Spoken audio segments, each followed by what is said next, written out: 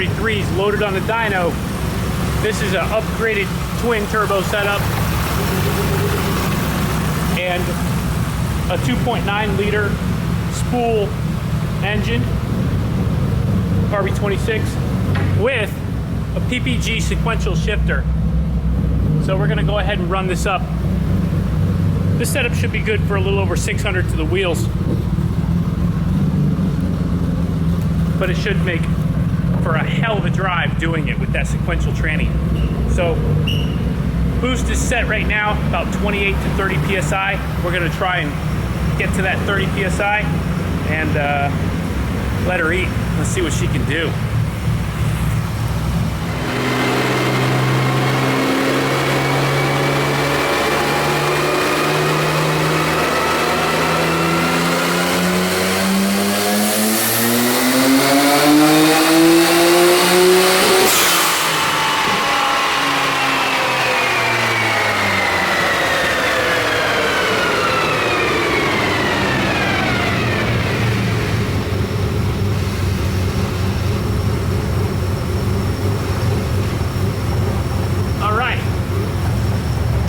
That was 29 PSI peak, and we did hit 600. So almost 500 foot-pounds of torque, 600 horsepower, 601 to be exact. That's a pretty healthy setup. I'm sure it could make a little bit more power if it was able to achieve a little more boost, but that's about where this setup needs to be. I'd like to see more power out of it. The motor can definitely handle it, but we're gonna need more turbo to really get to that point. Really a sweet setup though. This has V-cam. Those of you who are not familiar with V-cam, that's basically like a variable cam timing system that you can add to the RB26 that's made by HKS. And it's a very elite item. You're not gonna see it on too many cars. And the owner of this car was really lucky to have it on his car. This whole setup is very, very well done. Endless brakes all the way around. Got the LNGT4 wheels. Lots of carbon, just tons of great stuff in here. A lot of amazing work. Attention to detail is absolutely amazing. Even the boost control pulling was mounted in this cool little bracket. HKS relocation. HKS rail, HKS inlets, got the cat's eye strut bar, titanium hood prop.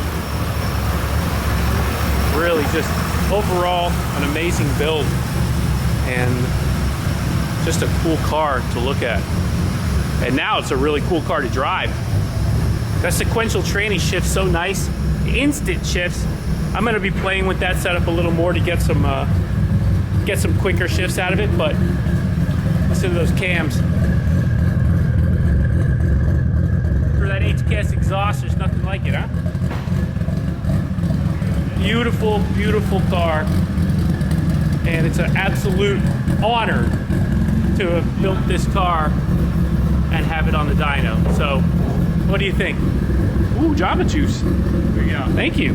Yeah. You know what? You're not that bad after all. It's from the customer. Okay.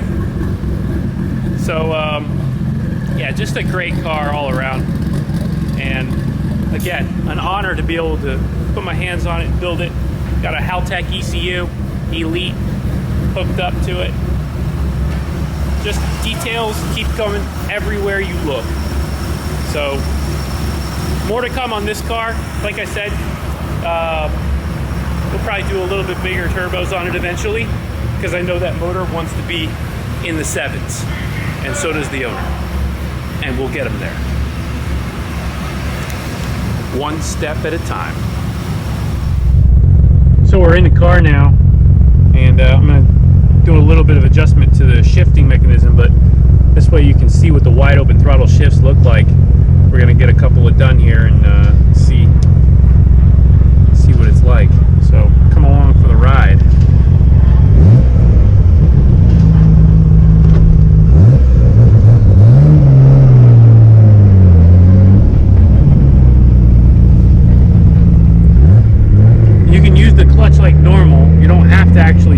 sequential shifter all the time. I mean, you don't have to like shift clutchless all the time, and it shifts basically like normal.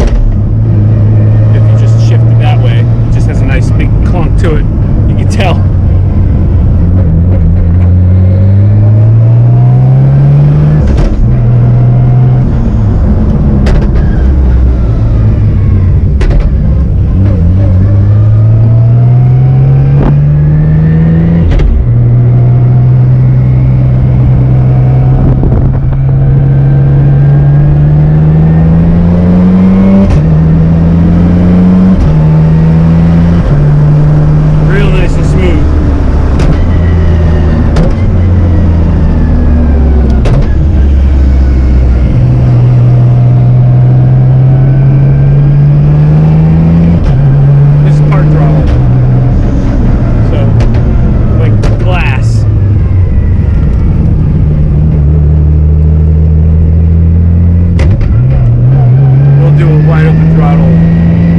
Right over here. I know you guys love that.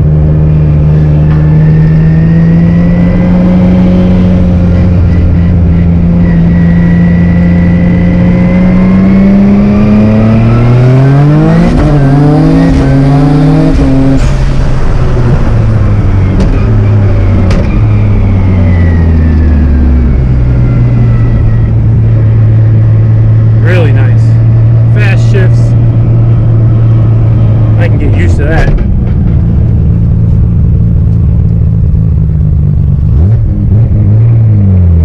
We'll go over to the other road here. If I can wind it out a little bit more, but man, that feels nice.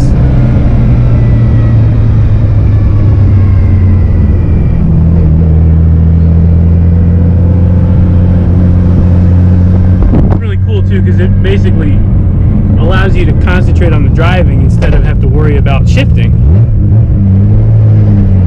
You get the perfect shift every time. You have to be a little deliberate with it, but you get used to it real fast. So, really cool. Alright. I'll go down to the end here and come back.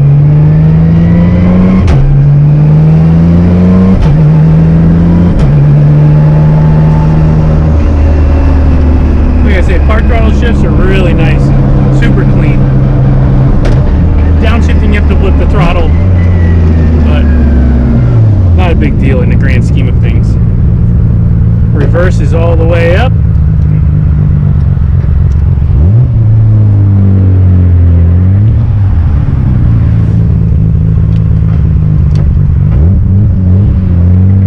Kind of like a motorcycle. All right, here we go.